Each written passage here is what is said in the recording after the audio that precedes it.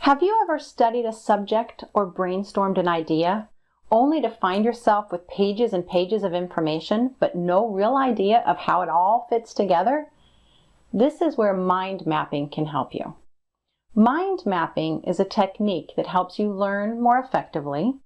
It improves the way that you organize information in your brain, and it enhances problem-solving skills.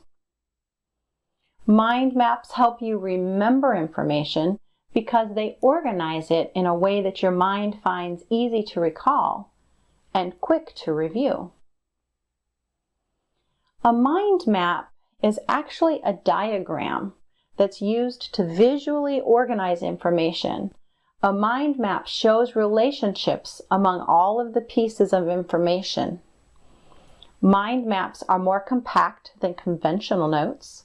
They help you make associations easily, and they help you generate new ideas. And they're easy to adapt if you have more information to add.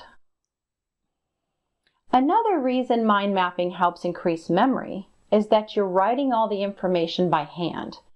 Handwriting has been shown to significantly improve memory over typing. The brain is stimulated when you write each letter, moving the information into memory. You can also use colors when you mind map, and that will visually stimulate your memory as well. So let's go ahead and create a really simple mind map just to help you understand how it works. Now, the first step, you would write the title of the subject you're exploring in the center of the page and draw a circle around it. This could be a problem you're facing, a decision you need to make, an idea that you want to develop, or even a project that you're working on. Step 2, add branches of related ideas. So subheadings even, right? And then after you get all of those little related ideas, step 3, add sub-branches, or basically elaborate on each of the ideas.